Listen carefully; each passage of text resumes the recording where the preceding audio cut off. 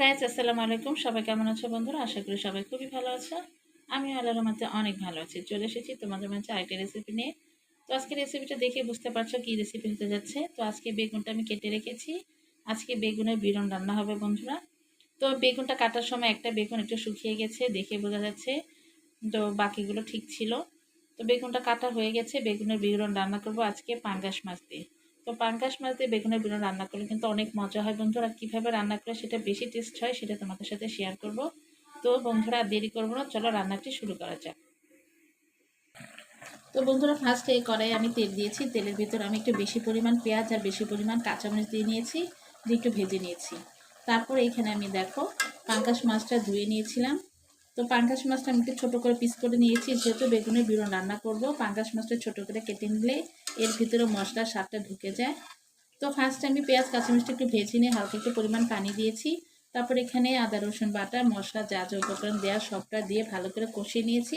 কষিয়ে নেওয়ার পর আবার একটু পানি দিয়ে তারপর একটু গরম করে বলতে পারো যে একটু বলক ওঠার পর আমি মাছগুলো দিয়ে দিয়েছি।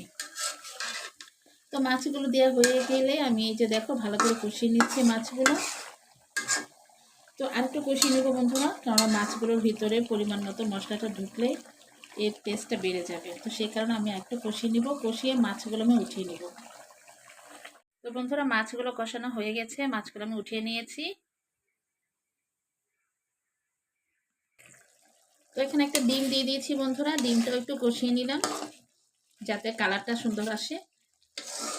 তো বন্ধুরা বাসায় একটা ছোট্ট বাবু আছে, ওর জন্য এই ডিমটা দেয়া, কারণ ও যদি হঠাৎ মাছ না খায় তাহলে যাতে ডিমটা দিয়ে চালিয়ে দিতে পারি। তো আমার মতো যদি এরকম পরিস্থিতিতে তোমরা পড়ো তাহলে কিন্তু তোমরা চালাকিটা করতে পারো। বিশেষ করে আমার মতো পরিস্থিতিতে পড়লে অবশ্যই তোমরা এটা করতে পারো, কারণ এটা ছাড়া তো উপায় নেই।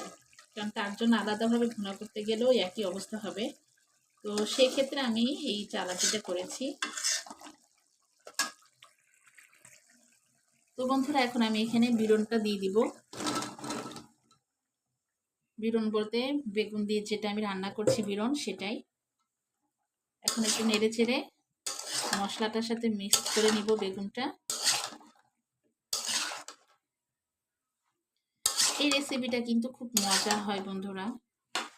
আশা করি তোমরা অনেকেই খেয়েছো, কিন্তু যারা খাও নাই তারা একবার হলো করে খেয়ে দেখো, অনেক মজা হয়। এই রেসিপিটা দিয়ে তুমি গরম ভাতের সাথে যদি রেসিপিটা থাকে অনেক ভাত খেতে পারবা, বিশেষ করে 2 প্লেট তো অনায়াসে শেষ করতেই পারবা। তো এখন আমার চুলার আঁচটা বাড়িয়ে দিয়ে এটা আমি এখন কষিয়ে নিব ভালোভাবে। কষানোর মধ্যে কিন্তু এই টেস্টটা বেশি থাকে, তাই অবশ্যই ভালোভাবে কষিয়ে নিতে হবে বন্ধুরা। আমি এখন এটা ঢেকে দিয়ে ভালোভাবে কষিয়ে নিব। তো বন্ধুরা ভালো করে কষানো হয়ে গেছে বেগুনটা, এখন আমি মাছ দিয়ে দিচ্ছি।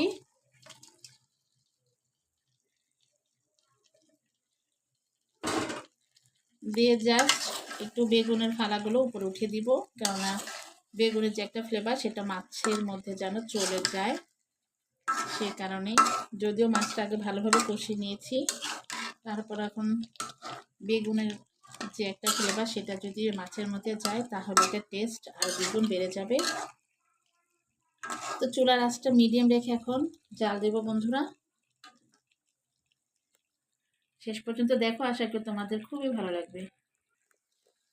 তো বন্ধুরা আমার রান্নাটা কিন্তু শেষ, আমি চুলার আঁচটা একেবারে কমিয়ে রেখেছি, নিভিয়ে দিব। তো শেষ পর্যন্ত তোমাদের সাথে শেয়ার করছি বন্ধুরা, আমার রেসিপিটা কিন্তু অলরেডি হয়ে গেছে। হ্যাঁ, তো বন্ধুরা তোমাদের কাছে কেমন লেগেছে অবশ্যই আমাকে কমেন্ট বক্সে লিখে জানাবে। যদি ভালো লাগে তাহলে কিন্তু অবশ্যই অবশ্যই অবশ্যই বন্ধুরা একটা লাইক দিয়ে দিও, আর অবশ্যই আমার চ্যানেলটাকে সাবস্ক্রাইব করে আমার পাশে থেকো। তো বন্ধুরা দীর্ঘদিনের পথে চলা এখনো পর্যন্ত সাকসেস হতে পারি নাই, তোমরা যদি আমার পাশে থাকো ইনশাল্লাহ একদিন না একদিন সাকসেস হবই। তো আজকের মতো এখানেই বিদায় নিচ্ছি বন্ধুরা, সবাই খুবই খুবই খুবই ভালো থাকবে।